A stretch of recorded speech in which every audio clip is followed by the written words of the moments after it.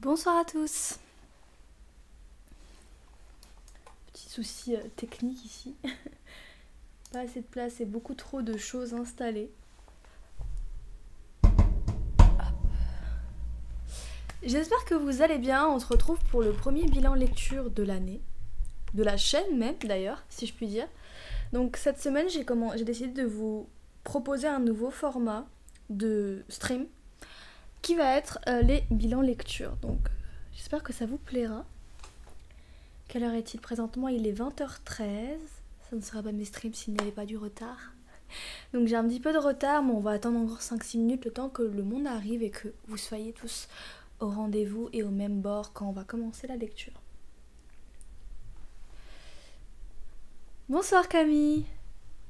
J'espère que tu vas bien. J'ai vu que quelqu'un avait dit bonsoir auparavant, mais j'ai pas eu le temps de lire le nom. Donc bonsoir à tous, pour ceux qui l'ont mentionné.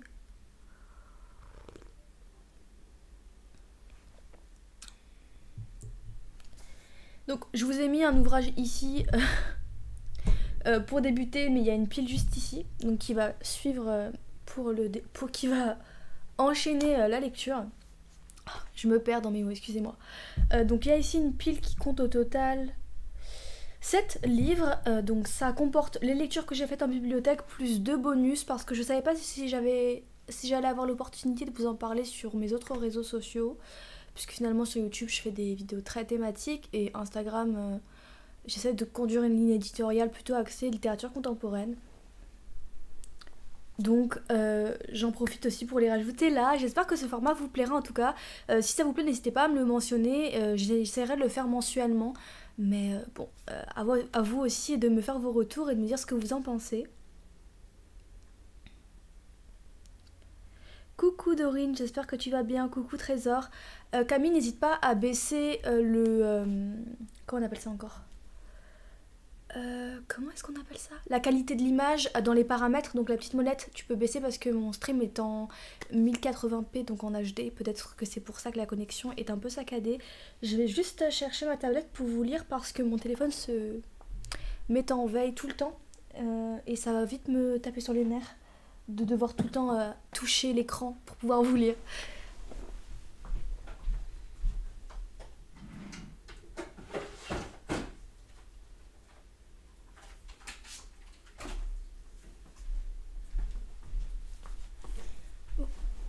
C'est du direct ici, il n'y a pas de y a pas de pause ou de personne pour vous faire attendre. Mais bon, je pense que vous avez l'habitude. Donc il est 15, on va commencer dans environ 5 minutes. Je suis contente de ma sélection de ce mois-ci puisqu'il y a 2 BD, 2 romans et 2 recueils de nouvelles / nouvelles. Donc c'est assez homogène. Je pense qu'il peut en avoir pour tous les goûts. Pour ceux qui ne savent pas quoi lire en ce moment, ça vous donnera un petit avis. Et puisqu'ils sont tous empruntables en bibliothèque, vous pouvez à peu près tous les retrouver. Pas forcément dans votre bibliothèque de quartier, mais en tout cas, ils sont a priori accessibles.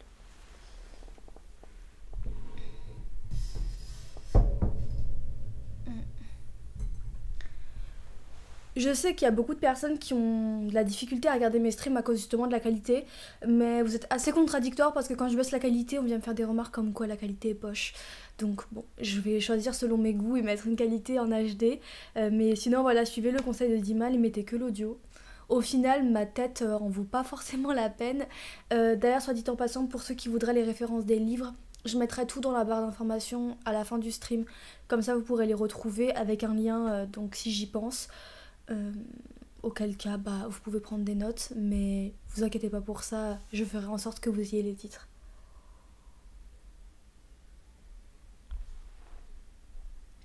Je sais pas si vous avez commencé quelques lectures depuis le début du mois de janvier. Personnellement, bah, moi j'en suis à 6. Ça m'a mis un petit challenge de lire autant de choses. J'avais envie de rattraper le jour du mois et d'arriver à 8 livres pour que ça rentre dans mon côté psychorigide, mais en fait c'est finalement compliqué.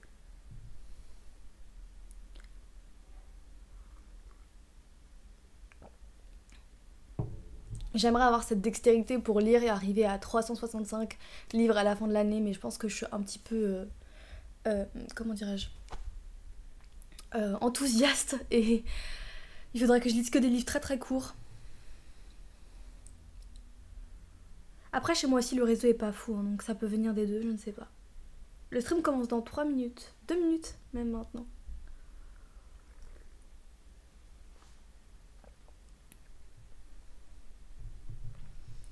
Alors, je me dis même qu'on peut commencer tout de suite parce que je vois que le nombre de spectateurs reste le même. Donc commençons. J'ai pas, j'ai pas choisi le meilleur des livres. Je connais pas du tout Altered Carbon. Mais en version originale, très bon challenge. J'avoue que je me suis jamais en fait. Seigneur. Est-ce que vous avez vu des voisins plus bruyants que ça, sérieusement? Ils m'ont fait peur. C'est grave. Donc, je crois que je me suis jamais confrontée à une lecture originale. J'ai dû tenter un peu d'italien il y a longtemps, mais j'ai pas un niveau de langue assez élevé dans n'importe quelle langue de manière générale pour m'y initier. Mais je ne connais pas du tout en revanche Altered Carbon. Est-ce que c'est un livre dans un genre particulier? Moi je vais commencer par vous parler de cet ouvrage-ci, donc c'est La disparition de Georges Perec, avec une édition assez sympathique. Je sais pas si vous arriverez à voir. Est-ce que je vais bien. Ouais, voilà. Donc en fait il y a une espèce de. Comme d'empreinte de lettres qui est en relief. Bon, c'est un peu camouflé par le plastifiage qui est fait en bibliothèque, parce que c'est un livre que j'ai emprunté en bibliothèque. Mais c'est quand même sympathique, je trouve. Ils ont essayé un petit truc moderne, je trouve que c'est sympa. Et en fait, cette illustration, cette mise en page, elle joue avec finalement le thème du livre. Si vous connaissez Georges Perec, c'est un membre de l'Oulipo.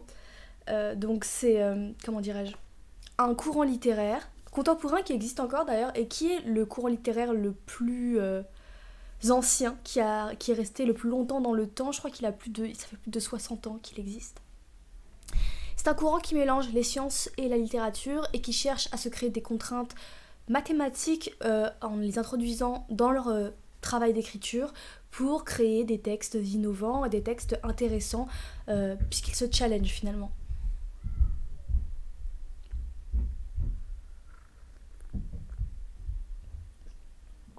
Bizarrement, moi, je carbone en ce moment au niveau des lectures. Je pense que ça dépend des moments. Après, c'est vrai que on m'a offert pas mal de choses récemment, donc peut-être que c'est ça qui stimule aussi mon envie de lire. Peut-être essayer d'acheter des nouvelles choses si jamais t'es pas motivé. Moi je trouve qu'avoir un nouveau livre qui nous fait envie, ça stimule un peu son envie de lire. Après, dis mal, je suis pas du tout sur Netflix non plus, donc je pourrais pas être la meilleure des critiques par rapport à ce que tu lis. Je connais pas du tout, mais peut-être que certains connaissent. Pour revenir à Perec, là, dans ce texte-ci, il a choisi comme contrainte de ne pas utiliser la voyelle E dans tout son ouvrage. C'est pour ça que finalement, sur la couverture, on voit plein de E dans des polices un peu différentes. C'est la première fois que je lisais du Perec, à vrai dire, je le connais depuis longtemps, je connais son travail, mais j'y avais jamais porté attention. Si, quand même, j'ai dû lire des extraits, mais j'ai jamais lu son texte dans son entièreté. Donc j'étais assez curieuse de commencer par celui-ci parce que c'est le plus connu. Coucou Gilgamesh, comment tu vas?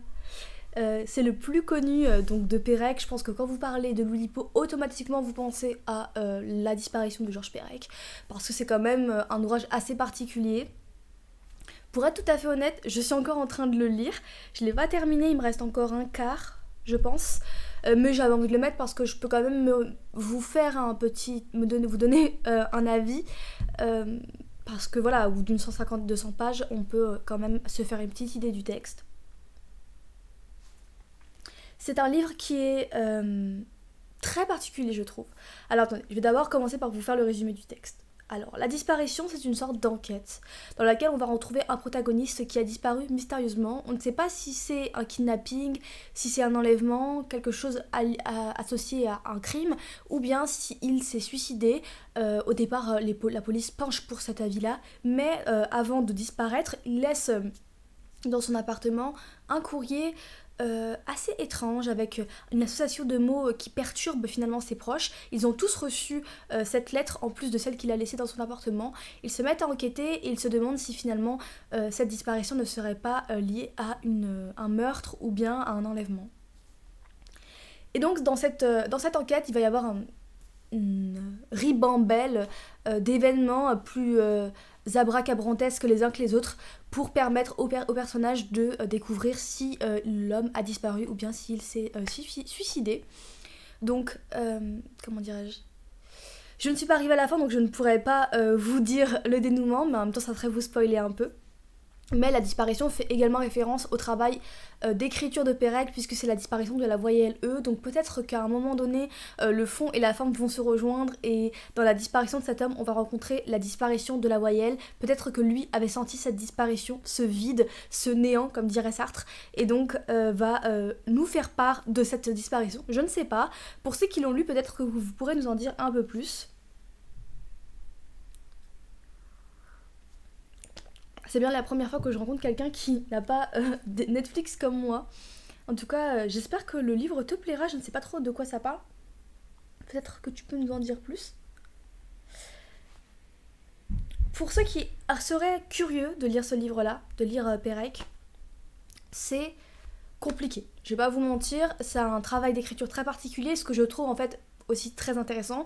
Pour ceux qui aiment le travail du texte, le travail des mots, qui sont sensibles à ce genre de choses et pas uniquement au fond, je pense que ça pourrait vous plaire, parce que finalement cet exercice d'écriture crée un trouble, en tout cas chez le lecteur, à la fois dans le choix des temps, la concordance des temps, mais aussi dans le choix du vocabulaire.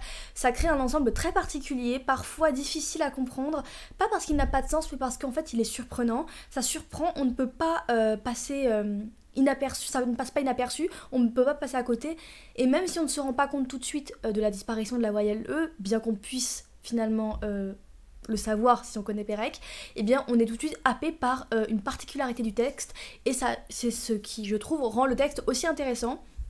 L'enquête est aussi stimulante, bien que la construction des paragraphes, la mise en page, le chapitrage, etc., je trouve n'est pas forcément propice à un roman du style policier, mais pour l'instant je prends beaucoup de plaisir à découvrir ce texte, ce roman. Coucou Yotsu, comment tu vas ?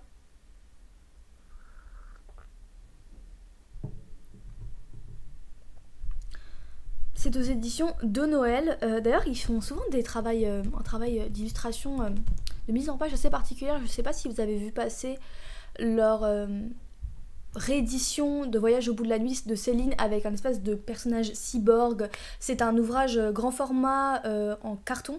Il me fait très très envie. Mais je trouve que leurs choix sont toujours très intéressants et je trouve que ça colle bien avec l'univers, ça le rend très très moderne. Ouais, définitivement pas mon genre de lecture. Je suis totalement à l'opposé de ça.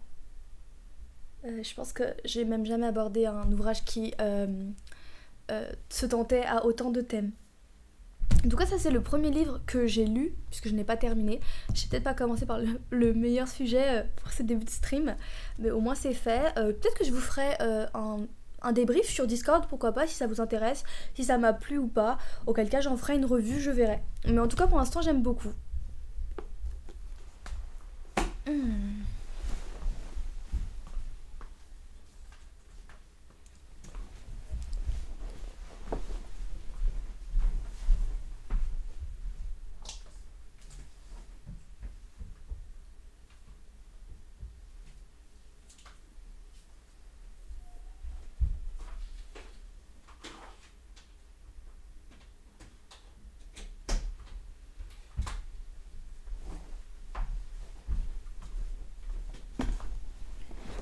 Petite interruption technique. C'est pas simple pour moi de faire un bilan lecture en direct en fait, parce que j'ai tellement de trucs à gérer entre les deux caméras, le micro, le chat, etc.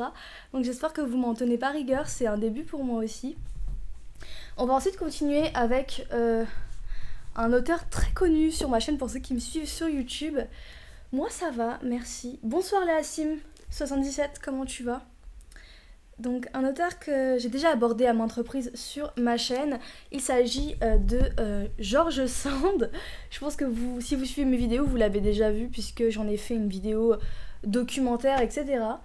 T'es la deuxième personne qui me dit que ça saccade. Je pense que mon débit, ma connexion internet est saturée.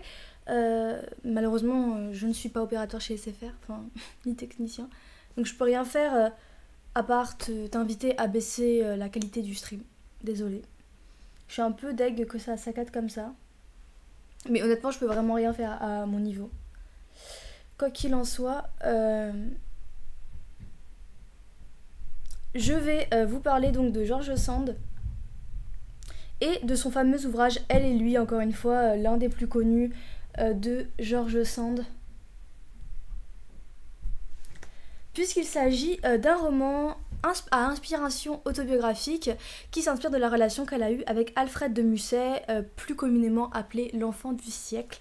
C'est un roman qui à l'époque a fait scandale puisque le frère de Musset s'est fortement opposé à la publication, considérant que George Sand spéculait sur la relation qu'elle avait eue avec Musset et essayait de le salir par ce récit.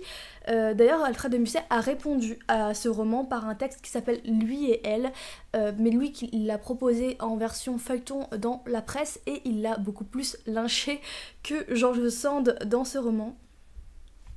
Ah mais je sais pas quoi faire franchement pour améliorer la qualité. Mis à part... bah rien en fait. Qu'est-ce que je pourrais faire?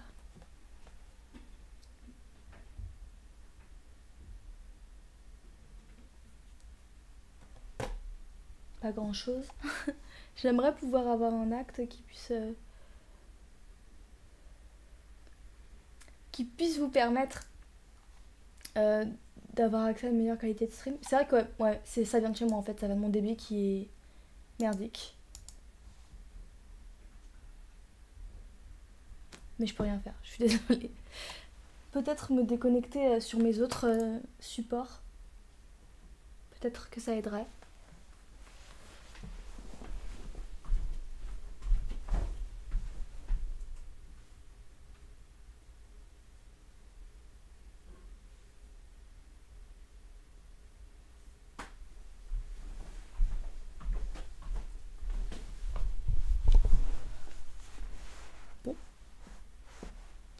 Je sais pas si ça a changé grand chose, en tout cas je vous invite à diminuer la qualité, peut-être que ça vous permettra d'avoir accès à un live de meilleure qualité. Merci beaucoup Camille, je suis contente que tu aies aimé cette vidéo. Pour ceux qui ne l'ont pas vu, en fait c'est un espèce de documentaire que j'ai fait avec 2 amis sous la forme d'un... Voilà, c'est la forme d'un documentaire en fait, tout est dit, sur George Sand, donc pour partir à la découverte de cet auteur, par des visites de sa maison, de ses 2 maisons, du musée aussi du romantisme, etc. Donc si ça vous intéresse, n'hésitez pas à aller la consulter. Elle est sur ma chaîne depuis cet été, non, septembre. Donc pour revenir à Elle et lui, oui maintenant je vois plus... je suis tannée de gérer le stream en direct. C'est ça qui vous plaît, mais moi c'est ça qui m'énerve. Quand on filme avec la caméra de côté et tout, c'est tellement plus simple. T'es là, tu peux bégayer comme tu veux, personne ne te contrarie. En tout cas c'est pas vous qui me contrariez, mais c'est toute l'actualité du stream.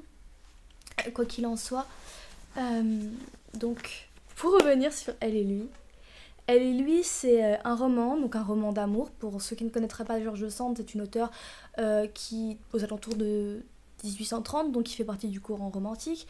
Et le courant romantique, c'est un courant littéraire du 19e siècle qui vise à une écriture sur l'individu, sur l'individualité et sur l'expression de ses sentiments, l'intériorisation de ses sentiments afin de se questionner, se comprendre, etc. Donc c'est souvent lyrique et on remarque aussi que la rencontre des paysages, la découverte de la nature, etc. va venir accentuer l'expression des sentiments. Pour vous donner un exemple, si vous trouver dans un beau paysage, etc., ça va venir accroître votre sentiment de bonheur, de paix, etc. Et souvent, les auteurs romantiques vont venir glisser un petit moment descriptif de la nature pour accroître, décupler le ressenti de leur protagoniste. George Sand s'intègre dans ce genre de courant et on le retrouve très bien dans Elle et lui.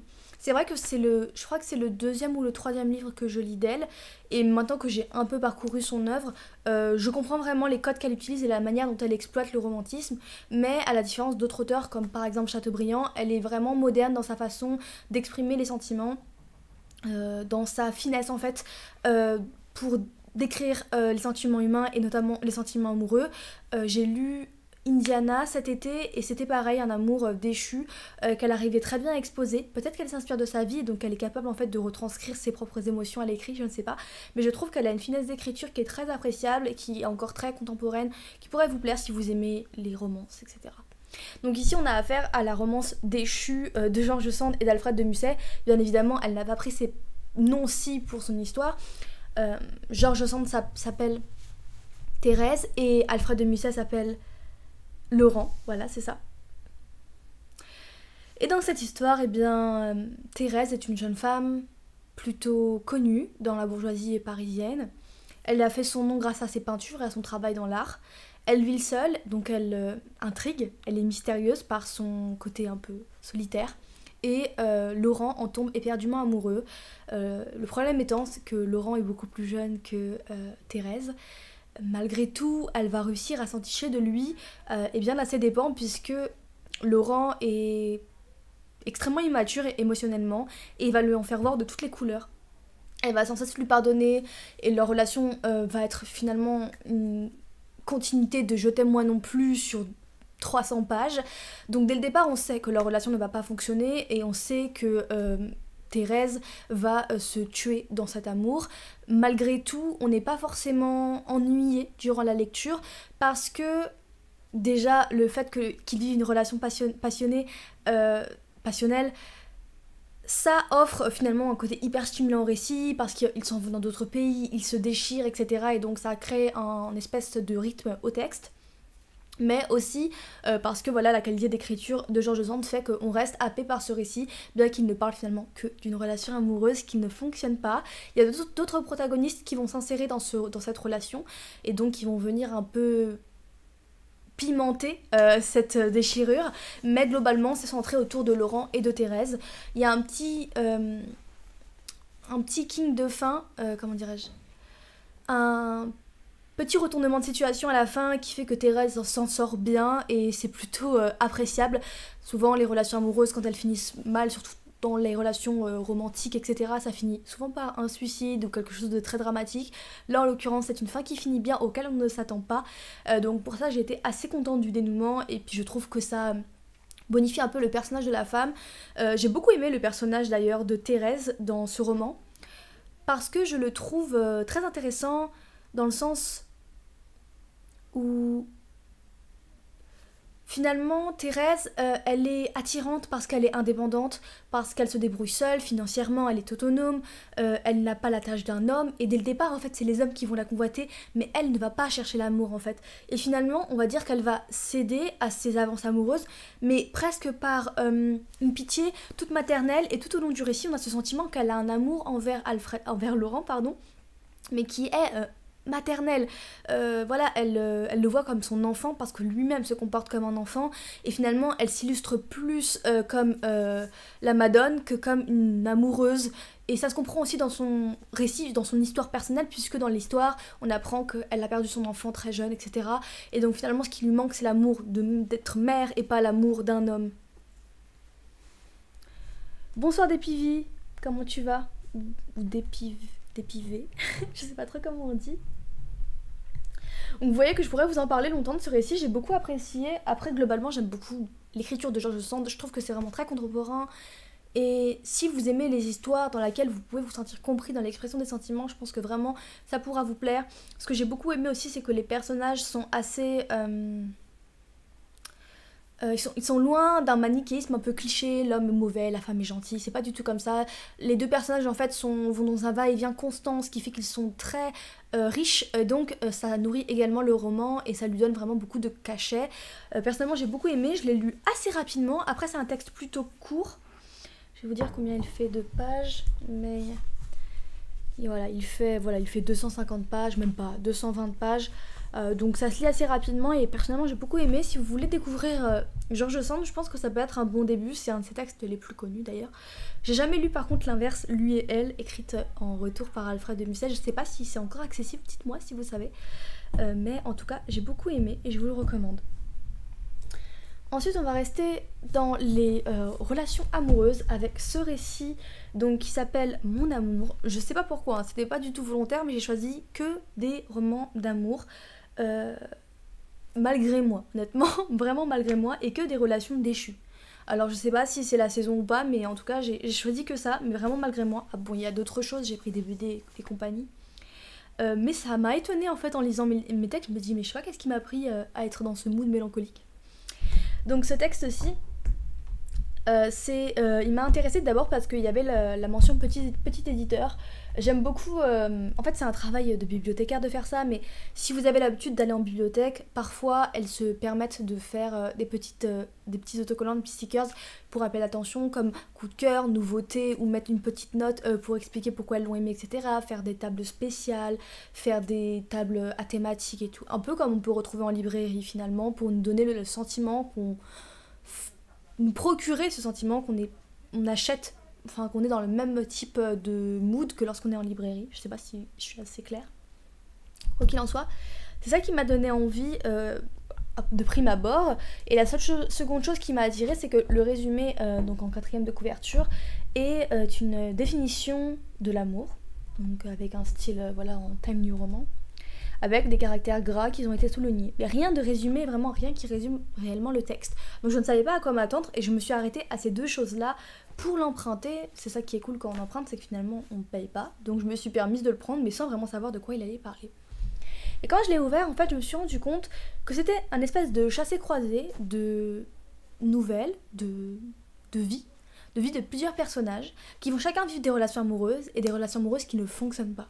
Alors la différence par exemple de elle et lui, ici ce sont des personnages qui vont être plutôt dans une classe sociale particulière, je dirais une classe sociale basse, donc qui sont soit pauvres, soit qui ont un travail un peu précaire, etc., qui ont une situation de vie précaire, et qui vont cultiver tous les clichés autour de cette classe sociale, donc la drogue, l'alcool, les problèmes de dépendance, les problèmes de violence conjugale, etc. Donc tout le packaging du cliché d'une personne qui est pauvre.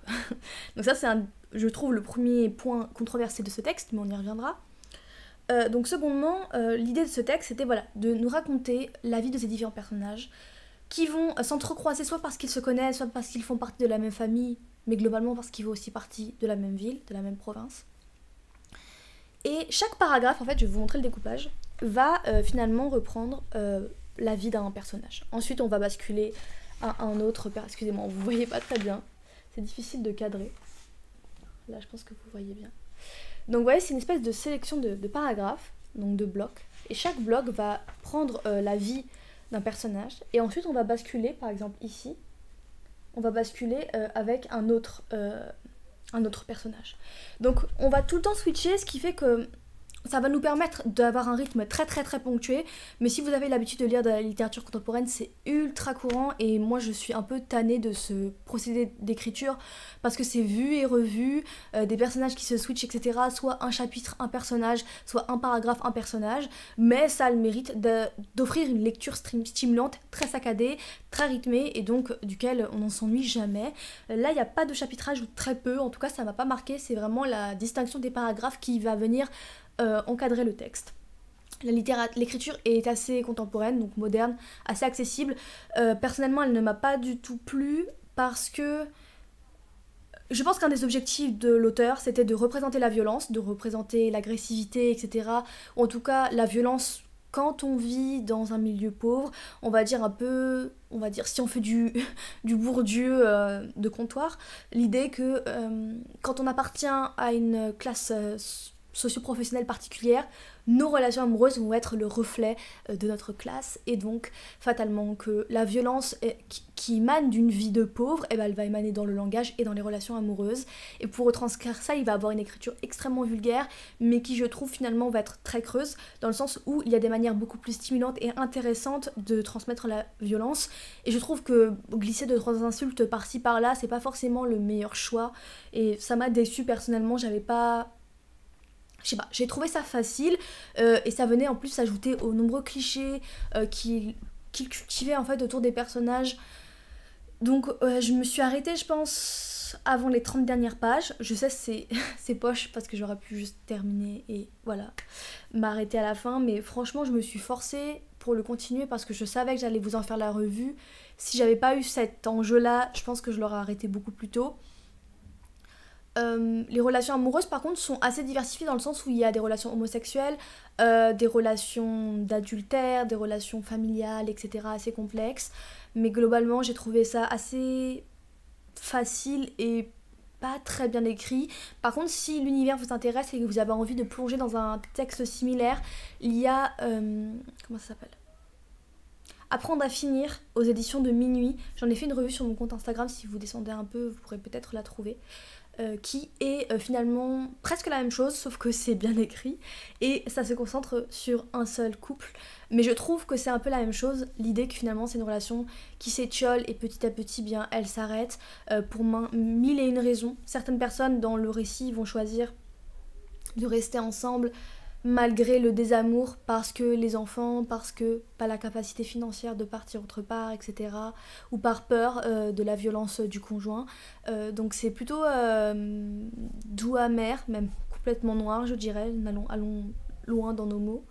Et ça offre aussi en contrebalancement une définition de l'amour, ce qu'ils espéraient, leurs attentes, leurs idéaux et leurs déceptions, leur réalité.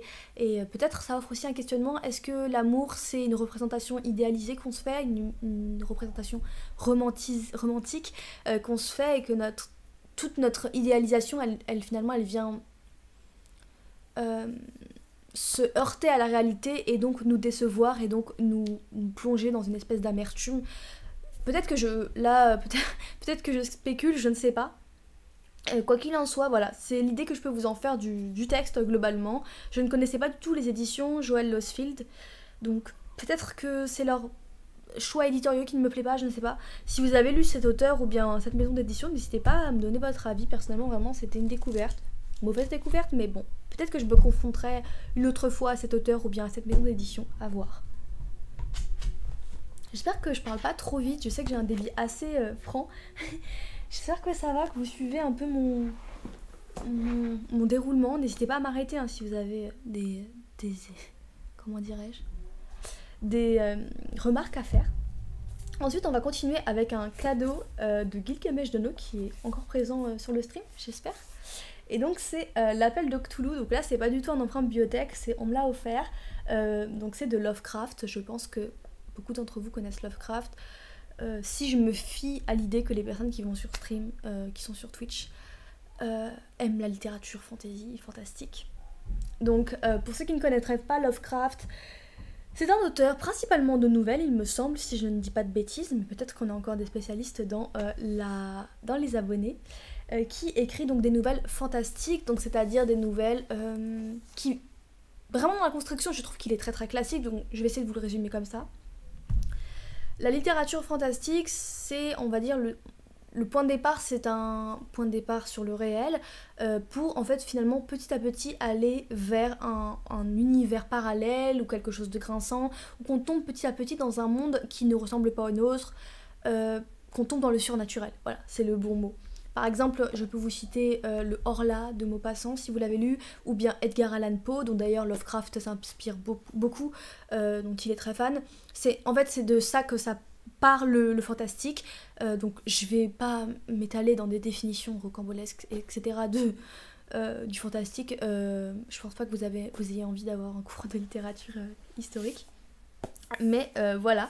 Et donc Lovecraft s'insère dans ce courant. Et ici... Bon voilà, donc d'après Gilgamesh, il a jamais fait de roman, donc c'est uniquement des nouvelles. Sachez que contrairement à ce qu'on pourrait croire, l'exercice de la nouvelle, c'est compliqué. Moi je trouve au contraire qu'elle est extrêmement classique, qu'elle est vraiment très représentative du fantastique. Si par exemple on devait avoir étudié un roman, un texte fantastique, je pense qu'on pourrait lire du Lovecraft, parce que, pour vous donner une idée, quand on débute le récit, eh bien le personnage qui, si je ne me trompe pas, est archéologue, mais là peut-être que je dis des bêtises, je sais plus. Pourtant je l'ai lu il y a vraiment pas longtemps. En tout cas le protagoniste, quand on le découvre, est une personne plutôt scientifique, assez pragmatique, qui ne se laisse pas impressionner facilement. Il assiste au décès de son grand-père, qui est mort d'une manière assez succincte, qui interroge parce qu'elle est assez brutale, mais en soi, il est mort de manière très naturelle. Enfin, en tout cas, on présume qu'il est mort d'une mort naturelle. Donc il va hériter des biens de son grand-père car c'est l'unique successeur. Et il va donner la plupart des affaires de son grand-père à la ville ou bien à des musées, etc. Parce que son grand-père était un chercheur, il me semble archéologue, mais je veux pas dire de bêtises. Et parmi toutes ces affaires, parmi toutes ces choses qu'il va découvrir, ses papiers, ses recherches, il va tomber sur une boîte. Une boîte qui va être cadenassée comme si c'était quelque chose de précieux et en même temps de secret. Donc il ne se permet pas de le donner et en l'ouvrant, il tombe sur un espèce de bloc d'argile avec des espèces d'écritures d'une langue qui paraît ancienne mais en même temps indéchiffrable. Pour lui, c'est un mystère. Et accompagné de ce bloc, il va y avoir des textes de recherche et d'analyse, on va dire comme un corpus de documents que son grand-père a assemblés sur le personnage, le mythe de Cthulhu. Au début, le protagoniste va penser que c'est juste un mythe, et petit à petit, au fur et à mesure qu'il va enquêter, parce que ça va vraiment l'intéresser et le piquer au vif, en interrogeant des personnes, en voyageant, etc., il va se rendre compte que ce phénomène, qu'étudier son grand-père a pris beaucoup plus d'ampleur que ce à quoi il s'attendait, que c'est beaucoup plus sombre et noir que ce qu'il s'imaginait et qu'on est bien loin du mythe et qu'on tombe petit à petit dans une réalité qui est obscure, qui est sombre et qui est très angoissante. On termine sur une fin ouverte, donc qui laisse la possibilité au lecteur de s'imaginer monts et merveilles et donc d'aller encore plus loin dans l'horreur qu'a hypothétiquement imaginer Lovecraft. Et c'est ça aussi qui fait la particularité du fantastique, c'est qu'au tout départ, eh bien, on est dans un cadre qui est complètement réaliste et voilà, très terre à terre, et petit à petit, par pas mal de détails, on va basculer vers l'angoissant, etc. Et pour moi, c'est vraiment une construction très classique du fantastique. Après, peut-être que tu peux me contredire à Gilgamesh de No, mais à mes yeux, en tout cas, ça l'est. Est-ce que j'ai lu énormément de choses dans le fantastique? Non, mais on va dire que j'ai lu quelques textes pour me fier à mon instinct. C'était une nouvelle, donc c'était assez court à lire. J'ai dû le lire en 1h30, quelque chose comme ça, 1h30, 2h.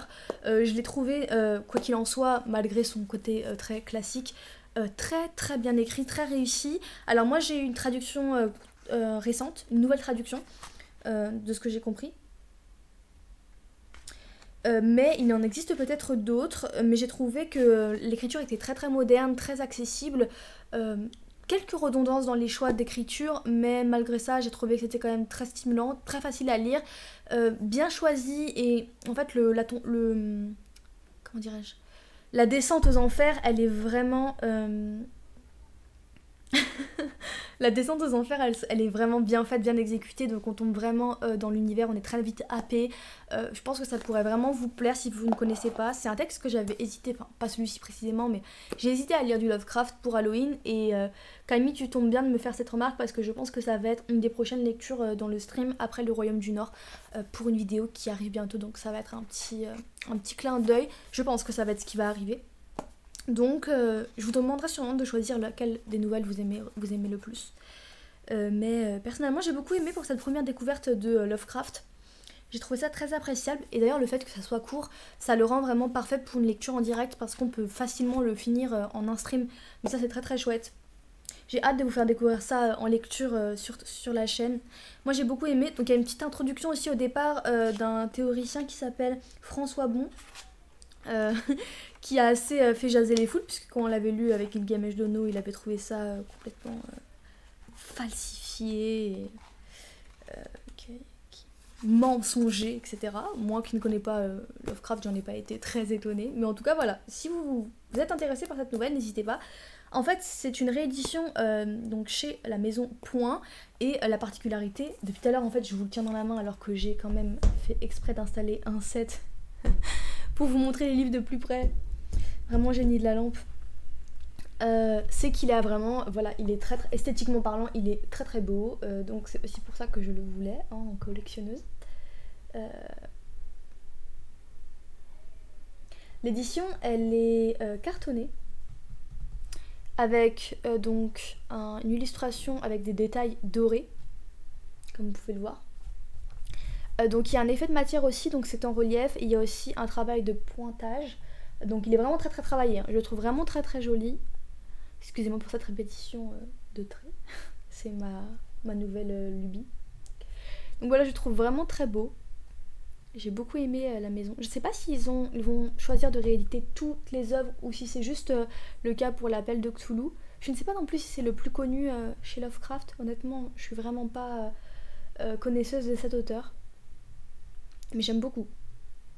Je sais pas ce que vous en pensez. Je vois Camille que t'aimes. Je pense que l'illustration est censée représenter Cthulhu, donc le monstre. Mais le monstre a cette particularité en fait qu'il est un mélange de plein d'animaux, etc. Ce qui fait qu'en fait on peut se le représenter sans vraiment se le représenter. Si vous cherchiez à le dessiner par rapport à la description de Lovecraft, vous pourriez. Mais dans la façon dont il l'a décrit, c'est assez vague je pense pour permettre d'aller plus loin dans son imagination en fait. C'est assez précis pour que vous puissiez vous l'imaginer, mais assez... je sais pas comment exprimer vraiment ça, mais assez flou en tout cas pour que vous puissiez exagérer les traits du protagoniste. Mais si jamais vous voulez vous faire une petite idée, n'hésitez pas à taper Cthulhu sur Pinterest et vous verrez des personnes qui ont fait les statuettes, etc. Grandeur nature pour vous faire une idée du monstre. Je trouve que le monstre ici est beaucoup moins angoissant que ce qu'il n'y paraît en tout cas dans le texte. Mais je vous invite vraiment à le lire, il est vraiment sympa. Et donc voilà, en plus c'est le plus connu, donc si vous voulez vous initier à Lovecraft, je pense que c'est bien pour commencer. Ensuite, on va changer un peu de registre et on va parler d'une BD. Je sais qu'il y a beaucoup de personnes qui sont amateurs, amatrices de BD, de manga, etc. Personnellement, j'ai pas une culture de la BD très importante, hein, donc je pense pas que je pourrais vous en faire une critique très pointue, j'en suis désolée. Mais j'aime bien lire des BD de temps en temps. Et je trouve que c'est relaxant. Je suis plus une adepte des one-shots, donc des romans graphiques qui vont aller max sur 3 volumes, mais idéalement sur 1. Et j'avoue que si j'avais fait attention à la mention du tome 1, je n'aurais pas emprunté cette BD. Donc voilà, mon avis sera un petit peu, comment dirais-je, en demi-teinte. Mais quoi qu'il en soit, je vais essayer de vous en faire une revue assez neutre pour que vous puissiez vous donner un avis. En tout cas, je vais essayer. Donc, l'ouvrage s'appelle Quenottes. C'est évidemment pour ça que j'ai choisi d'emprunter ça, parce que je trouve que Quenottes, c'est le mot le plus mignon du monde. Donc voilà pourquoi j'ai choisi d'emprunter cette BD.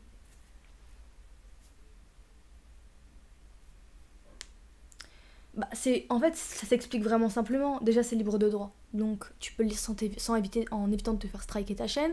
Ensuite, ça correspond au goût de la majorité des gens qui publient des choses sur Internet ou bien qui sont sur Internet. Parce qu'on va pas se mentir, le fantastique, ça répond quand même à la base de beaucoup d'autres genres, dérivés, etc., qui plaisent beaucoup. On sait que les sous-genres sans mauvaise critique, hein, c'est comme ça qu'on les appelle, sont très appréciés dans la culture du net. Donc, je pense que c'est pour ça que c'est ultra lu et relu. Moi personnellement je connaissais pas avant comme il y a 1 an, même pas. Donc pour moi c'est nouveau. Après peut-être que certains seront curieux de découvrir la lecture sous ma voix. Mais dites-moi hein, peut-être que vous trouvez ça suranné et trop exploité. J'ai bien lu Alice au pays des merveilles, hein, donc je sais pas si je choisis forcément des trucs hyper novateurs, etc. Mais bon, à vous de me dire. Ce que j'ai bien aimé aussi dans ce manga, c'est que le côté est complètement travaillé. Je sais pas si vous serez capable de voir parce que c'est subtil, hein. Mais en fait le côté est bleu, est teinté de bleu et en fait est finalement la prolongation de la couverture et forme une espèce de carte, ce qui fait que quel que soit l'angle sous lequel vous prenez l'ouvrage, vous avez une espèce de paysage qui est représenté, ce qui est assez intéressant parce que finalement l'auteur a décidé de représenter un monde parallèle, donc un monde fantastique, et donc l'ouvrage en lui-même représente matériellement le monde fantastique. Je trouve que c'est très intéressant comme choix de présentation. Il est aux éditions Casterman, qui est une édition assez classique pour la BD, je pense que vous connaissez si vous êtes un peu amateur. Mais je trouve qu'il est assez intéressant dans son choix d'illustration. Je vais pouvoir vous le montrer.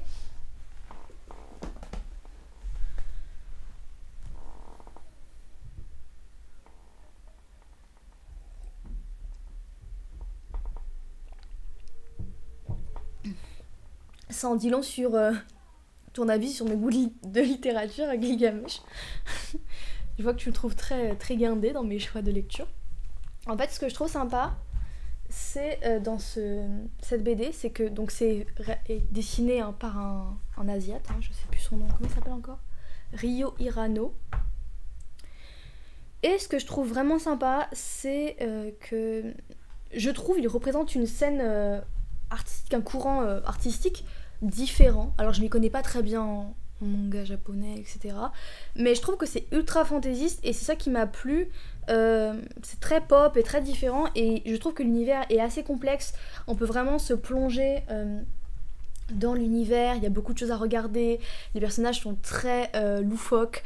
Et voilà, loufoque ça représente vraiment l'univers. Je trouve que l'univers est loufoque, même débile, et en fait j'ai l'impression qu'il exploite les codes du récit fantastique et qu'il les tourne à la dérision, un peu comme One Punch Man.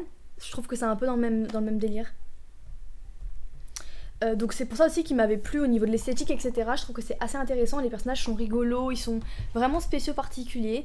Et pour vous parler de l'histoire, en fait ça raconte l'histoire d'un jeune garçon qui vit donc enfermé dans une forêt par crainte d'un monstre qui l'encercle.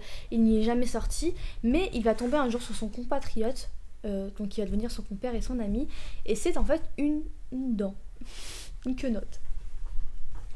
J'essaie de vous trouver la première rencontre de la quenotte et du petit garçon. Et donc à la suite de cette rencontre, eh bien, ils vont décider de partir à l'aventure et voilà, petite dent. De partir à l'aventure et de voyager à travers le monde. Donc ce qui s'avère être au départ un amusement va se transformer petit à petit en récit épique parce qu'il y a réellement un enjeu dans ce voyage fantastique. Les personnages vont vraiment avoir un méchant à combattre, un monde à sauver, des amours à vivre, etc. Et ils vont petit à petit basculer dans un véritable récit d'aventure. Encore une fois, je n'ai pas lu le résumé, donc j'ai choisi un truc au hasard qui fatalement ne correspond pas forcément à mes goûts. Moi personnellement, c'est vrai que les univers fantastiques avec un personnage qui va se battre pour la fin du monde, etc., je m'en calisse, enfin, c'est pas le genre de truc qui m'intéresse, donc je l'ai lu sans trop de stimulation. Je l'ai trouvé un peu long dans les explications, mais après c'est légitime pour un premier tome, surtout qu'il explique le monde et aussi l'ennemi potentiel. Mais après, pour ceux qui sont adeptes de ce genre d'univers, je pense que ça peut vraiment vous plaire parce qu'il est vraiment particulier et unique en son genre. Donc si vous aimez ce genre de délire, je pense que ça va vous plaire. Si comme moi vous n'êtes pas forcément adepte, malgré le fait que vous aimez les BD, ce genre d'univers ça vous tente pas spécialement, je vous le conseillerais pas. Voilà.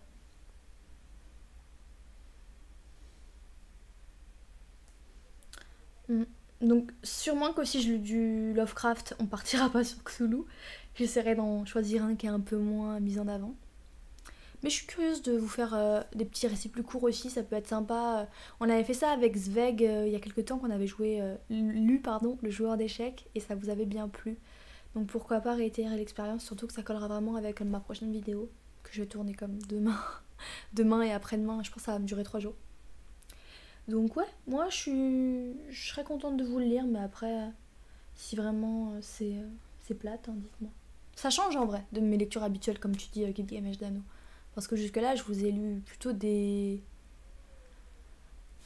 cas d'école en fait, ou bien des récits plus à l'univers fantasy, mais jeunesse, dans le but de vous faire plaisir. Donc bon, on n'est jamais parti dans cet univers-là. Donc pourquoi pas. Ensuite, je sais pas ça fait combien de temps qu'on en est là, la lecture.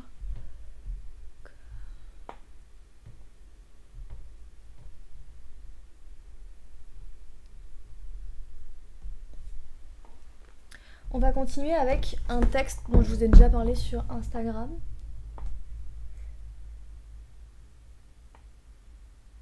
Ok, bon bah je vois que vous êtes dans les bails, c'est cool. On pourra lire ça alors après le Royaume du Nord. Je pense pas que je vais lire toute la tétralogie ou la trilogie. Je pense que c'est une trilogie des Royaumes du Nord. Parce que j'avais regretté honnêtement de m'être lancée dans ça avec la passe miroir. Parce que trop long, tu t'enfermes dans un genre et tout, c'est relou. Et j'en ai marre qu'on me parle de la passe miroir à longueur de journée. Donc je vais m'arrêter au Royaume du Nord, tome 1. Mais au moins ça vous aura donné une idée de l'univers si vous avez envie de le continuer et de lire d'autres passages, etc., de lire la suite. Et je pense qu'après cette lecture-ci, on parlera de Lovecraft. Donc tu vois, on est complètement opposés parce que moi j'ai rien lu du tout.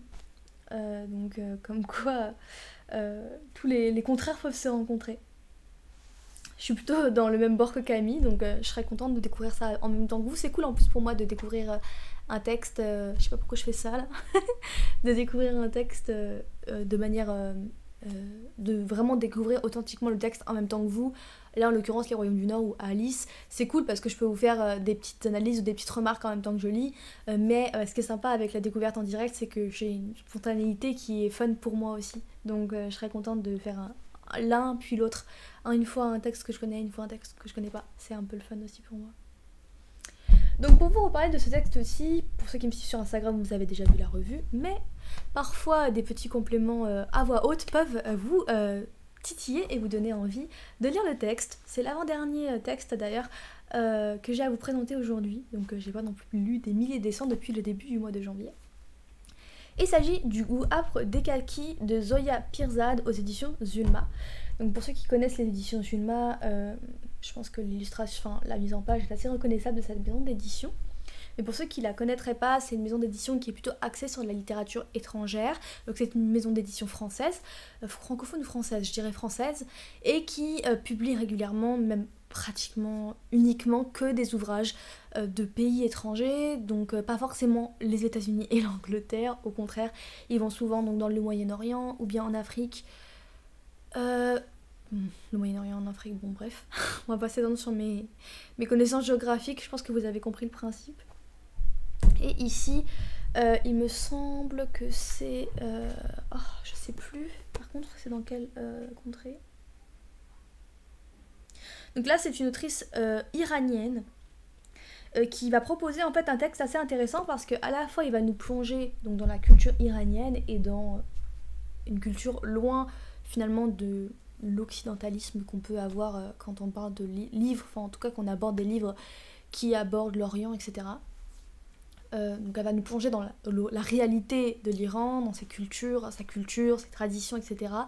Tout en nous emportant hors des frontières, donc hors des idées reçues qu'on peut avoir sur ce genre d'univers, parce que c'est écrit dans un contexte plutôt moderne, les personnages s'inscrivent dans une modernité, ce qui fait qu'en fait on est dans un entre-deux entre la modernité, le caractère contemporain des personnages et la culture, les traditions qui viennent se croiser, s'entrechoquer. Encore une fois, c'est un récit en chassé-croisé avec plusieurs personnages qui vont se rencontrer, se croiser et parler de leur relation amoureuse. Je ne sais pas pourquoi j'ai choisi cette thématique, j'espère que vous n'êtes pas trop lassés. Coucou Satin!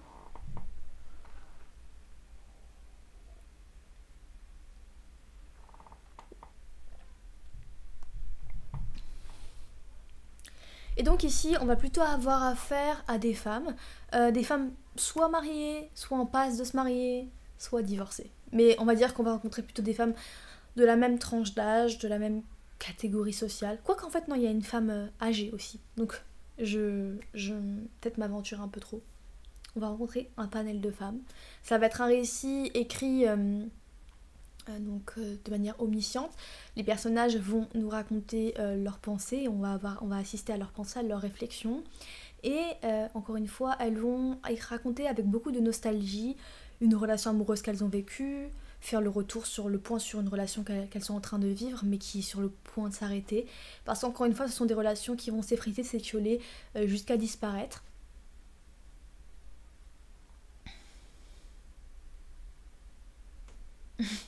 J'ai hâte de recevoir tes nouveaux messages très bientôt. Bon, ce n'est que partie remise dans ce cas. Ce que j'ai trouvé assez intéressant dans ce récit, c'est que voilà, les femmes, elles s'inscrivent dans une tradition. Peut-être que... Moi, je connais pas l'Iran, ok, donc je me fais peut-être une idée. Mais en tout cas, ce que j'ai trouvé assez intéressant, c'est que l'auteur, elle va toujours placer la femme en rapport avec sa maison.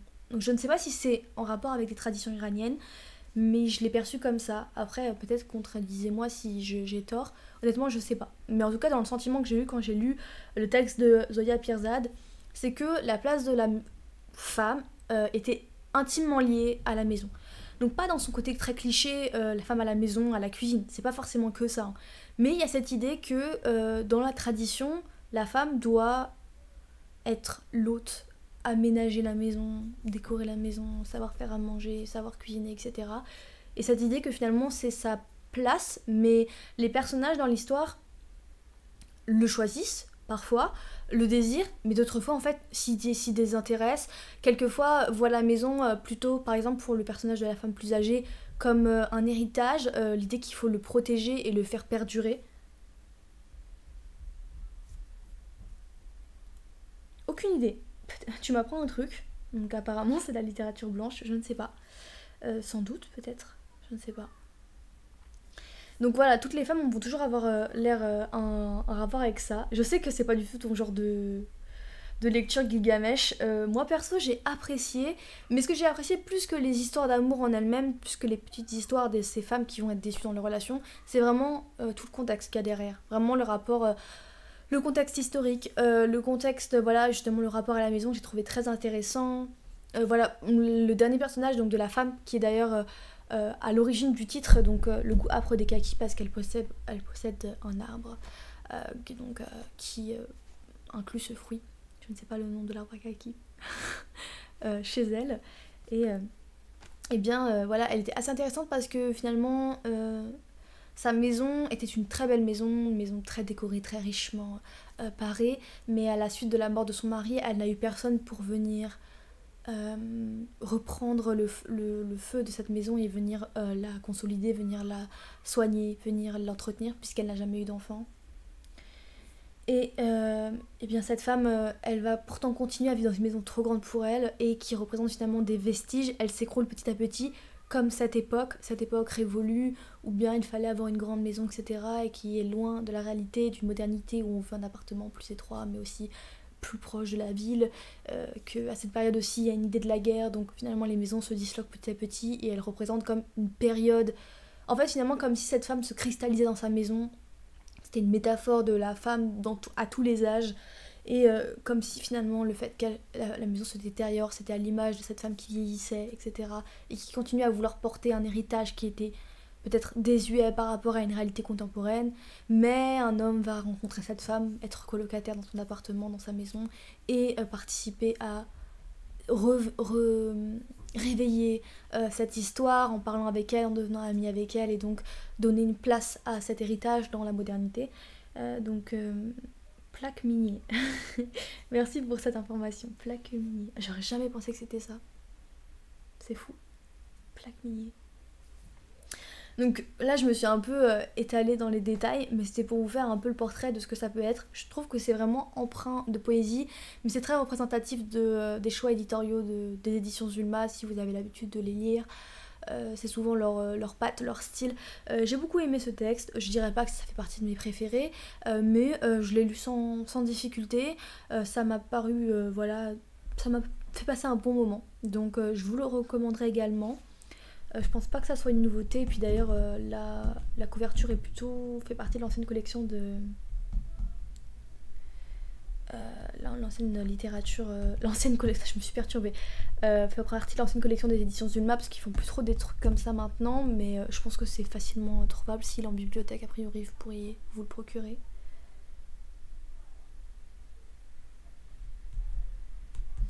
Bah, c'est l'occasion de rattraper ton retard et peut-être t'initier à des nouveaux genres.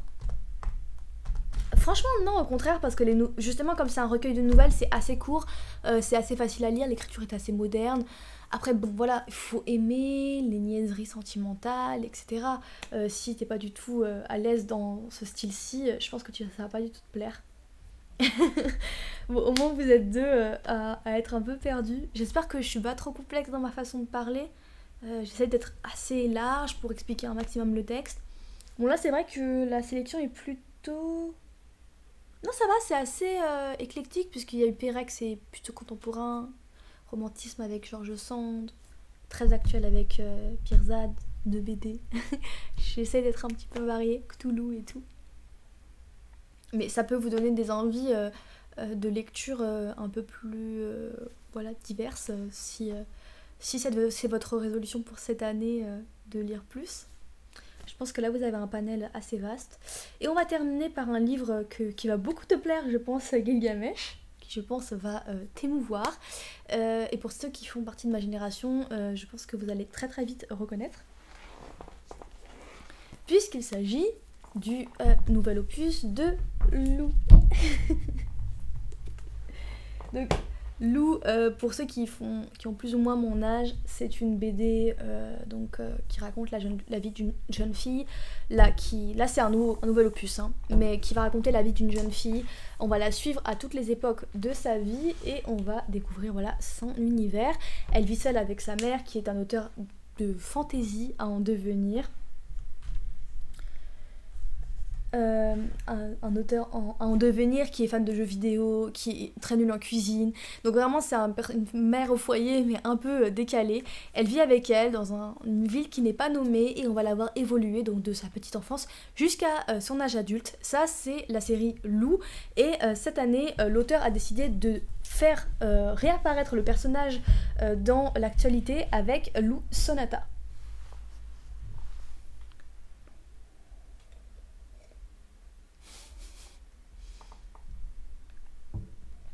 Après, voilà, Camille, tu connais les bails, je savais que quelqu'un allait être un peu sonné par le titre de Lou. Après, je suis assez connue, hein, on va faire descendre la pression pour mon vocabulaire un peu étrange, donc je ne sais pas si je suis représentative de la jeunesse française, mais bon, quoi qu'il en soit.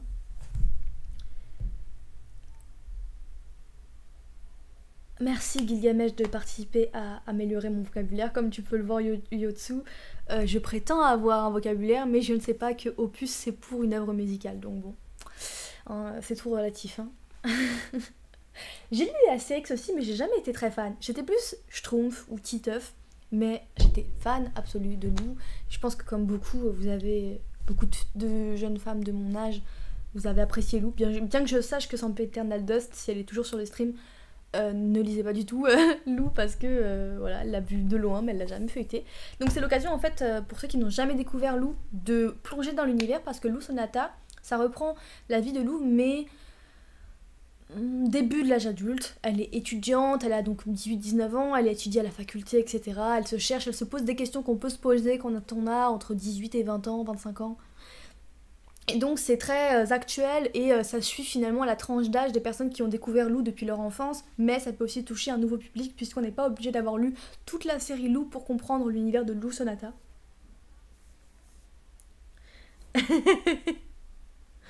Ne casse pas le mythe, ok? J'ai du vocabulaire. Tu me perds dans tes railleries en plus. Donc pour ceux qui ont lu Lou du début jusqu'à la fin, donc pas Lou Sonata, hein, j'essaie de rester claire dans mes propos, et bien Julien Nil, donc l'auteur, s'était un peu perdu vers la fin en essayant de faire grandir le personnage, on était tombé vers quelque chose de pseudo futuriste assez étrange et vraiment casse-gueule je trouve, donc c'est bien pour lui de recréer un nouveau départ avec cette nouvelle page, donc avec Lou Sonata. Bien, entre parenthèses, je ne sais pas du tout ce que ça veut dire Sonata, mais bon, je ne sais pas si c'est une information précise. Mais c'est vrai que c'est très représentatif de Lou, elle est désordonnée, elle va dans tous les sens, elle cherche sans cesse à se chercher, à se créer, elle a eu 1001 vies. Et ça se représente aussi dans les illustrations parce qu'il y a tellement à chaque fois de choses à découvrir dans les illustrations. Rien que par exemple pour... moi j'adore le tout début... Voilà, pour son appartement, donc son premier appartement d'étudiante, il y a tout un tas de petites choses à observer, de petits détails, etc. Donc ça, je trouve vraiment ça cool. J'aime beaucoup l'univers, la palette de couleurs qu'a choisi Julien Nil, qui est très représentatif de Lou, je trouve. Cette espèce de choix qui tourne vers les orangés ocre avec des petits sous-tons violets. J'aime beaucoup l'univers, la colorimétrie qu'a choisi Julien Nil. Je trouve que c'est très lofi comme ambiance, j'adore.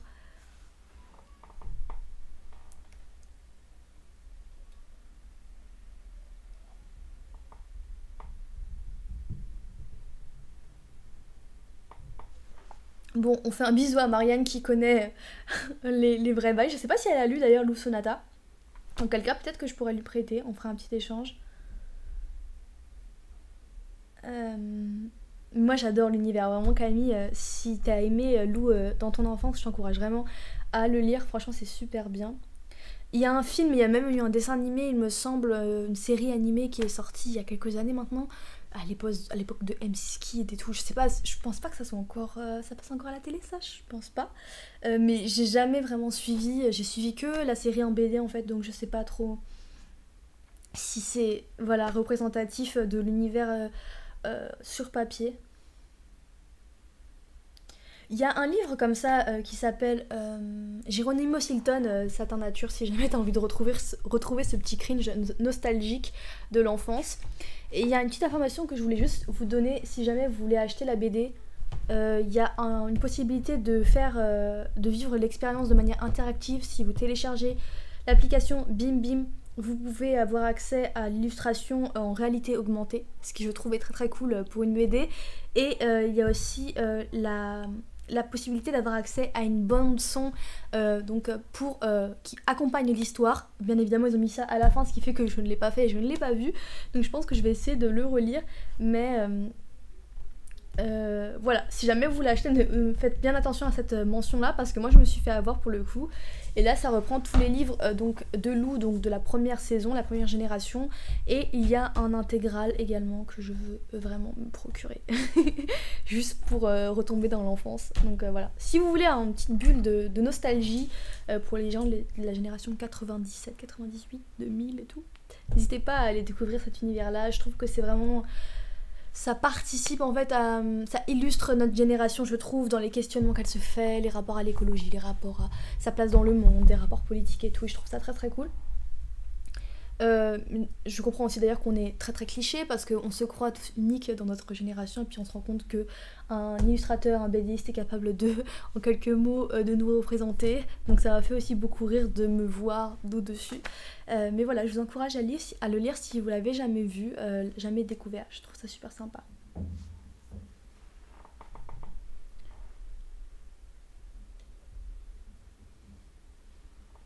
Moi aussi j'étais vraiment fan de Geronimo Stilton, pas forcément pour les choix illustrations et tout, mais vraiment les choix de mise en page étaient super.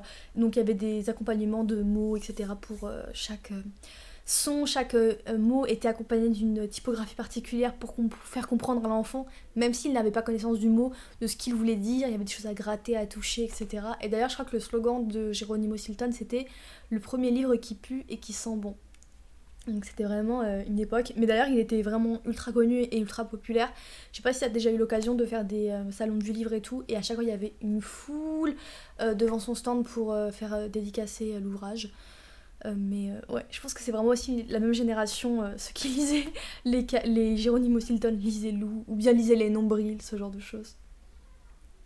J'ai fait le tour en tout cas des lectures que j'ai lues cette semaine. Et cette dernière semaine parce que Lou je l'ai lu il y a un peu plus longtemps par exemple. Donc ça ne m'empêche pas d'écouter vos sélections pour la suite. Donc, ce que vous avez lu récemment, ce que vous aimeriez lire bientôt. Moi là j'ai 2 trucs qui vont m'attendre sous le feu.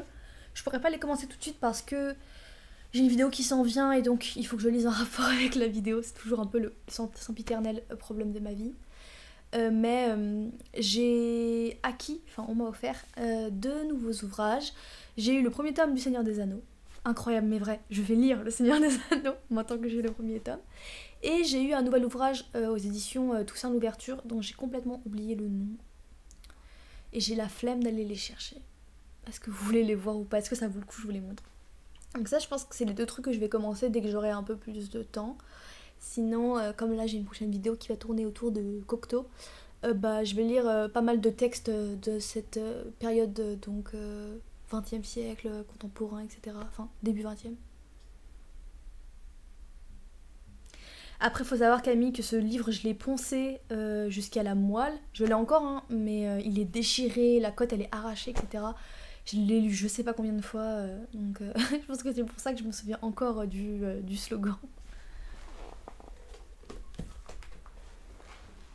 Et vous, est-ce que vous avez des lectures là qui vont arriver pour bientôt, des choses à lire? Je sais, a priori, Gilgamesh, que tu vas lire Dune. Je t'en prie, Dorine. Big up à toi. Est-ce qu'il y en a un déjà dans cette sélection qui vous attire, qui vous donnerait envie, parmi tout ce que je vous ai montré? Bon, je vais aller les chercher pour vous le montrer. D'ailleurs, j'ai beaucoup hésité pour les éditions Monsieur Toussaint l'ouverture. Je sais pas pourquoi je range, je sais pas. C'est mon côté un peu maniaque. Et j'ai beaucoup hésité. Mais au final, j'ai pris le plus gros. C'est celui qui m'intéressait le plus en fait, mais j'avais envie et pas envie de le lire parce que des fois, quand c'est des gros volumes, on est comme pris d'une flemme avant l'heure de se lancer dans le texte. Mais finalement, je me suis tentée pour celui-ci. Peut-être que tu sais auquel je fais référence, Saint-Péter-Nados, comme je sais que tu connais bien la collection de Toussaint l'ouverture. Si vous voulez des petits conseils pour cette maison, n'hésitez pas à aller la rejoindre sur Instagram, elle vous dira tout. Elle est du même nom. Je vais vous chercher les livres.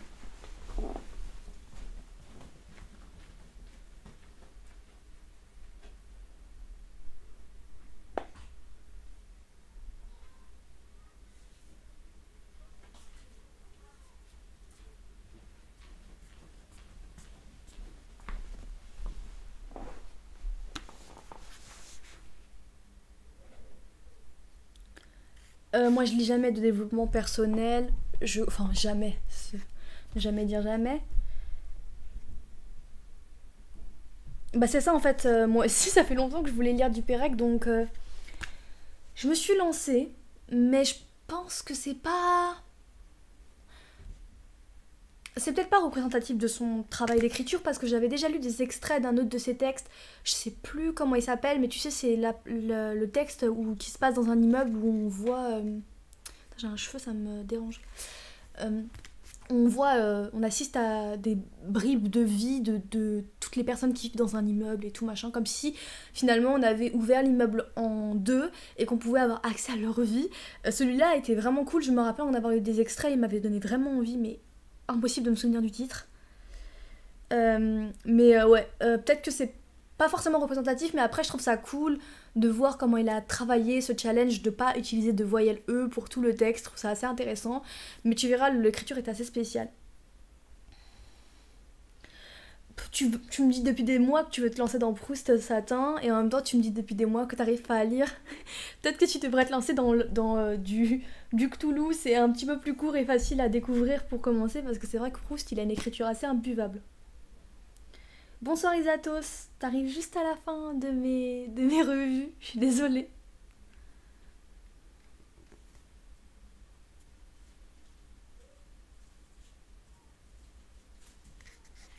Alors c'est pas celui-ci que j'ai moi, de Toussaint l'ouverture. J'en ai deux, j'avais... Comment s'appelle l'autre? Celui-là, que je vous ai présenté sur Instagram il y a un moment, qui s'appelle Waterships Down, qui est un vie... Ah c'est ça, c'est la vie mode d'emploi. Lui, franchement, il a l'air dingue.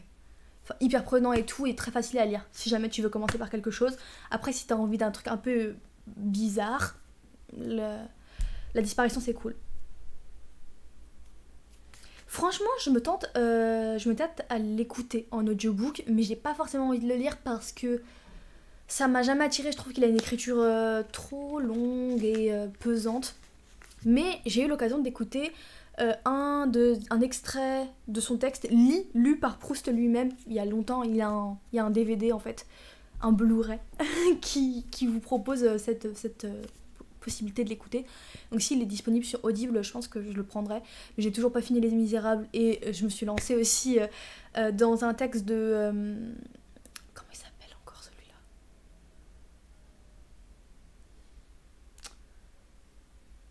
Oh, de Stephen King. Donc bon, on va voir, on va essayer de prioriser. Donc ça c'était l'ouvrage de... aux éditions Toussaint l'ouverture que j'avais lu récemment, et j'ai pris un autre ouvrage de la même collection, donc c'est la collection animalière, je crois que ça s'appelle comme ça, donc il y a toujours un petit animal sur le côté. Très déçue d'ailleurs qu'il ait pas mis un lapin, alors que cette histoire est une utopie sur les lapins. C'est vraiment le drame de ma vie qu'il n'ait pas mis un lapin ici. Mais apparemment, de ce que j'avais cru comprendre quand j'avais lu l'histoire, c'est un univers qui est ultra populaire aux États-Unis, mais qui a fait une sorte de putsch en France.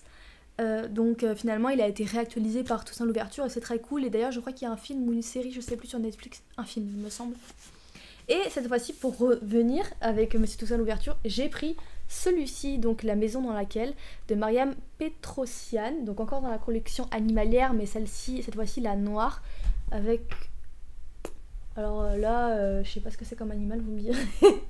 Sur la côte. Ah voilà, les grands animaux. Franchement, je pense que peut-être que je me procurerai pas tous les ouvrages, mais pour l'instant, esthétiquement, c'est ma collection préférée. Mais par contre, on est venu avec la même conclusion sur le choix typographique d'Aurine. C'est que, en fait, les marges, elles sont trop courtes. Enfin, le fait que ça descende jusqu'en bas, etc. On a discuté avec Gilgamesh Dono, en fait, quand on l'a pris. Et clairement, ça descend trop bas, quoi. Je trouve que c'est assez. Après, l'ouvrage est déjà énorme, mais à la limite, fait 2 tomes. Je sais pas. Je sais que toi, t'es super fan de son choix, mais moi, vraiment, c'est un truc qui me dérange. Mais après, ce qui est cool, c'est que ouais, ça se ferme bien, comme tu m'avais dit la dernière fois. Ça s'ouvre complètement. Donc vous pouvez le lire en le posant sur une table, malgré le fait qu'il soit énorme. À la différence, par exemple, de Cthulhu, où là, tu peux aller gratter pour le lire les yeux fermés. Ouvert complètement sur sa tranche. Il est beau, mais pas très maniable. Du coup, c'est le dernier que j'ai eu, qu'on m'a offert. Et je peux pas vous en faire une grosse explication parce que bah, je l'ai pas lu. Mais ça avait l'air sympa. Après, Gilgamesh Dono a trouvé ça ultra plate. Mais moi, ça m'a donné envie. Je vais vous lire le résumé. Tu crois que c'est un éléphant à cornes? C'est pas un éléphant à cornes parce qu'il a 2 cornes. Attends, parce que... En fait, c'est compliqué de vous montrer parce que ma caméra, elle est à l'envers. C'est quoi ça? On dirait en fait un mélange entre un phoque. Non, mais c'est pas un animal qui existe, ça. Ça aussi, c'est un Cthulhu. Qu'est-ce que je cadre mal?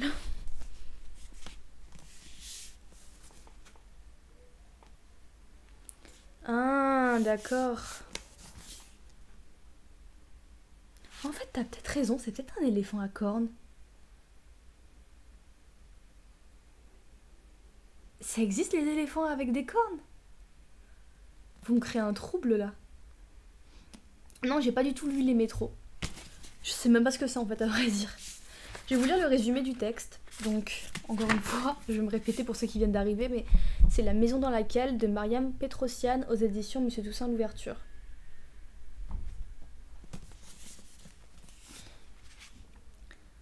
Alors.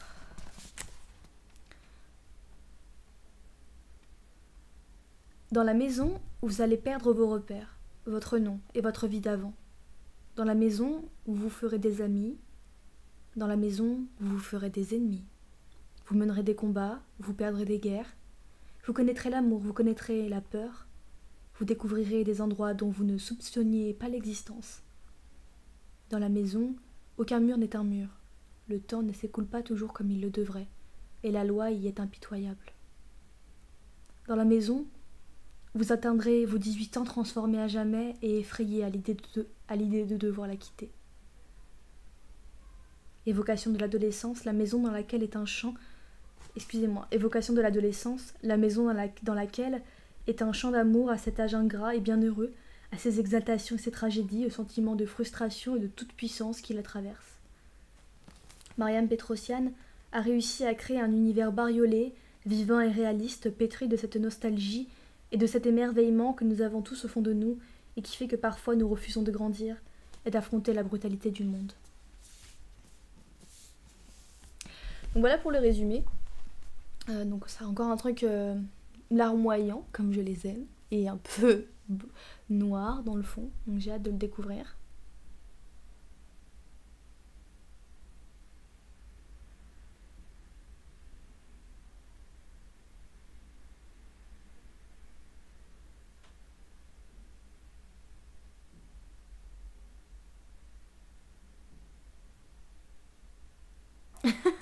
Trop drôle Camille, c'est un secret story en plus rude.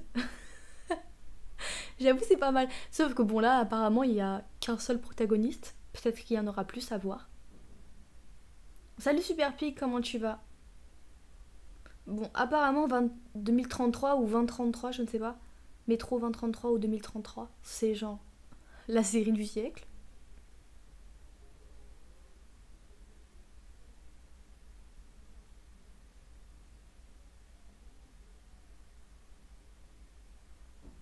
Quand je vous dis qu'elle est incollable sur cette maison, c'est de l'obsession. Une fanatique. Je trouve ça très cool d'ailleurs d'en apprendre plus sur par contre le contexte d'écriture. Ça fait très Alice et très Frankenstein, je trouve. Frankenstein. Quel accent à couper. Alors, et le second, bah, je vous ai dit, c'était Le Seigneur des Anneaux, le tome 1. Donc, la fraternité de l'anneau. Je pensais pas qu'un jour je lirais ça. L'amour vraiment me fait lire des choses incroyables. Un jour. Mais j'aime beaucoup la collection, par contre, je la trouve très jolie. Enfin, en tout cas, elle ira très bien avec mon feed Instagram, puisque ma passion dans la vie, c'est de penser à mon feed. Et je suis très contente de l'avoir. Je sais pas trop à quoi m'attendre. J'espère que je vais. Enfin, j'ai déjà un avis négatif parce que c'est pas des univers dans lesquels j'aime me plonger, mais peut-être que je vais être agréablement surprise, on verra. Bon, alors apparemment 2033 c'est pas si fou, mais si vous écoutez Dorine, ça a l'air incroyable, non, la maison dans laquelle. En tout cas, moi j'ai hâte de le lire.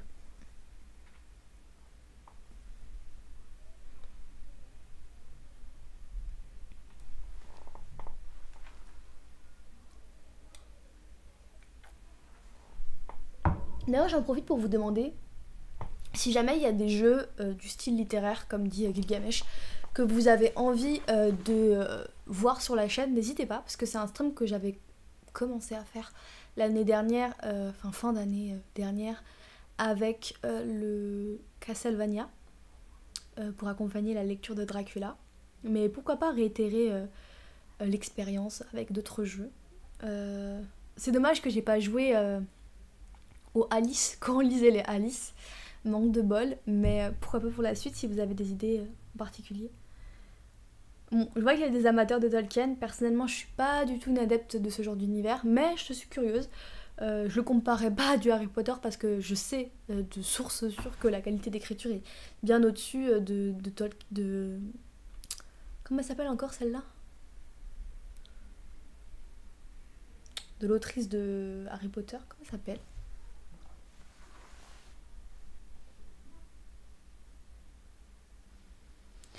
Bah en fait c'est... On a encore un adepte. Comme on me l'a offert, je me suis lancée dans la trilogie. Et il me semble qu'il n'y a que 3 tomes, non du Seigneur des Anneaux. Alors je sais pas du tout si je vais aimer ou pas. D'ailleurs j'ai même pas regardé comment était la... Ouais bon, c'est du pocket quoi. Le choix d'écriture c'est pas fou. Je sais pas si je vais aimer ou pas, mais à mon avis je vais le lire facilement parce que bon, même si le texte est gros, donc pour vous indiquer une page, un ordre d'idée, le premier tome fait 750 pages. Même s'il est assez épais, c'est de l'écriture qui est facile à lire, qui est vraiment buvable et qui se lit toute seule, donc je pense pas que... Je me sens pas impressionnée par ce texte-ci. Puis quand on compare avec celui-ci qui fait au total... on va voir la surprise. J'ai peur déjà.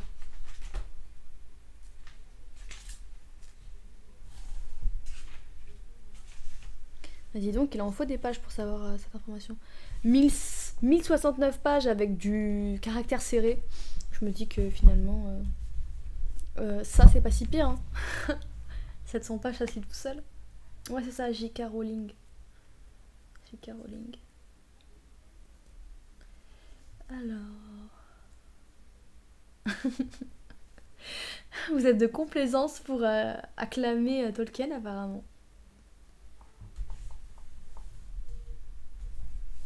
Oh mais c'est tout le temps ça en fait, les univers un peu fantastiques et tout. Enfin, peut-être que je vais créer une controverse en disant fantastique pour Tolkien.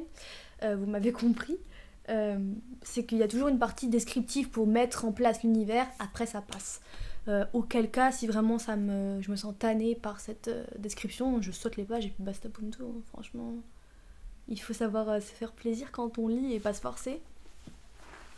En tout cas, on va dire que mes 2 prochaines lectures personnelles, qui sont pas dans l'objectif de faire une vidéo et tout, bien que ce soit quand même des lectures personnelles, eh bien ça sera des univers plutôt romancés, plutôt imaginaires, etc. Parce que même si dans la maison c'est beaucoup plus grinçant et beaucoup plus introspectif que Le Seigneur des Anneaux, je pense, ça reste quand même des romans. Donc voilà, c'est sur quoi je vais me pencher pour très bientôt.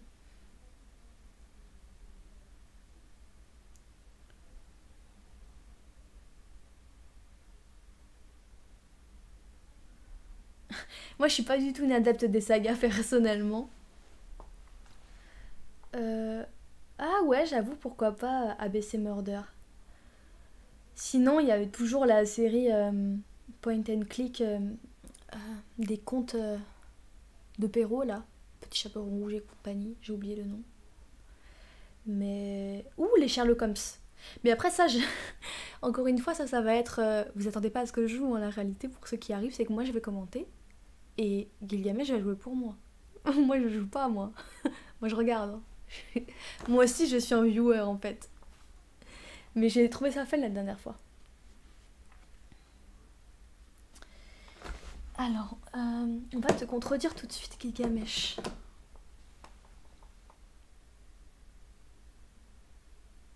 Aucune idée. Par contre, je sais que Cocteau aimait beaucoup Tolkien.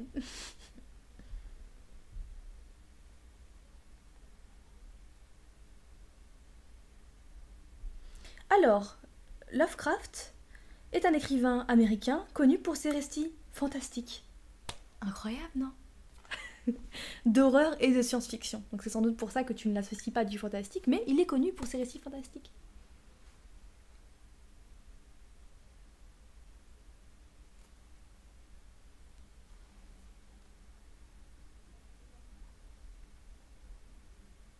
Et on va aller voir Cthulhu.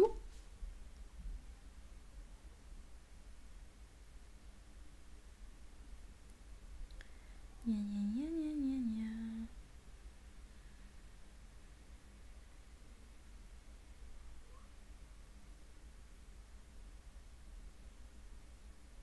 Comment il s'appelle exactement? C'est l'appel de Cthulhu. Alors, l'appel de Cthulhu est une nouvelle fantastique de l'écrivain américain Lovecraft. J'aime avoir raison, Gilgamesh. Donc j'ai raison, c'est un auteur en partie fantastique en tout cas. Tu m'avais déjà dit d'ailleurs que tu étais fan d'Hercule Poirot Satin. Bon, faut que je prenne note de tout ça, donc vous m'avez dit. Je vais le noter tout de suite parce que moi, chaque fois que je vous dis je prends note, je prends pas note. En tout cas, j'espère que ce genre de stream vous plaît, ça nous donne l'occasion de beaucoup plus discuter, etc., d'échanger de plus de choses. Euh, bon, c'était un peu bafouillant, hein, c'est la première fois que je fais un direct pour ce genre de contenu, mais j'espère que vous avez aimé quand même. Si vous avez des suggestions pour améliorer ce format ou bien des idées qui vous feraient plaisir à entendre pour la suite des streams, de l'avancement des streams, n'hésitez pas.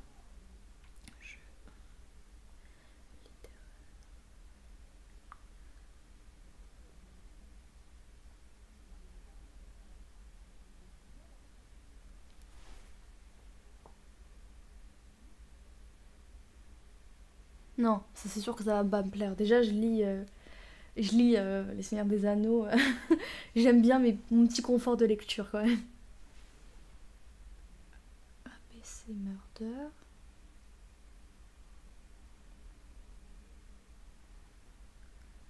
Il y avait les Sherlock Holmes aussi.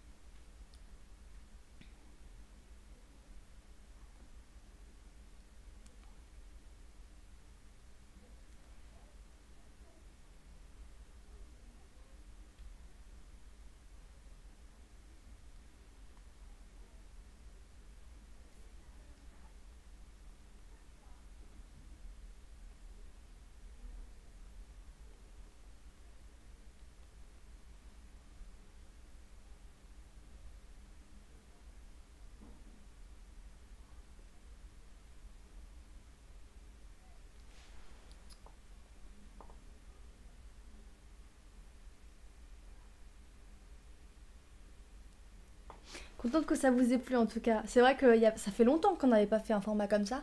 Je vous avais fait un truc un peu similaire avec mes achats post-salon du livre, de l'autre livre. Si tu t'en souviens de Rin, donc c'était spécial poésie. J'en avais fait un autre aussi spécial littérature féministe. Et donc c'est le troisième chat, chit-chat que je fais. Je suis contente que ça vous plaise.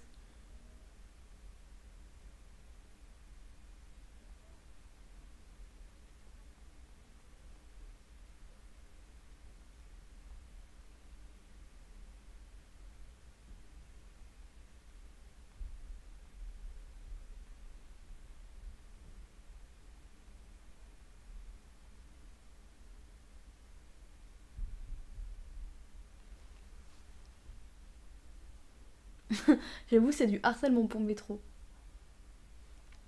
En tout cas, je pense qu'on a fait le tour. J'ai noté vos recommandations en termes de jeu. Je n'ai pas noté métro parce que je pense que ça ne me tenterait pas.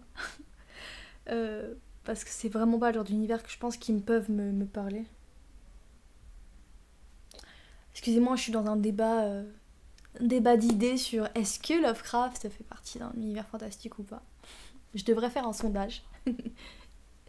Mais donc je suis désolée si je regarde mon téléphone. Mais je pense qu'on va s'arrêter là. Finalement, le stream a duré presque 2 heures. C'est cool, c'est cool. Je suis contente de voir que ça... Quoique non, j'ai commencé un peu plus tard en fait. 1 heure et demie. 1 heure et demie. C'est un bon format. Peut-être qu'à l'avenir, j'arriverai à le faire durer plus longtemps si je fais des bilans lecture plus larges. Est-ce que ça vous dérange d'ailleurs si je fais... Parce que je vais essayer de vous proposer du contenu que j'ai pas proposé sur les autres chaînes. Mais par exemple, là, je vous ai montré un livre dont j'avais fait la revue sur Instagram. Mais comme tout le monde ne me suit pas sur toutes les plateformes, je me suis permise de le faire. Mais si ça vous dérange de voir une redondance, dites-le moi. Quoique le format écrit et le format oral parfois peuvent être complémentaires. Mais sinon, bah voilà, c'est tout. J'espère que mes recommandations vous auront donné envie de vous pencher sur d'autres genres. Euh, Comme moi qui découvre voilà avec beaucoup de retard Le Seigneur des Anneaux, il n'est jamais trop tard pour se pencher sur un texte.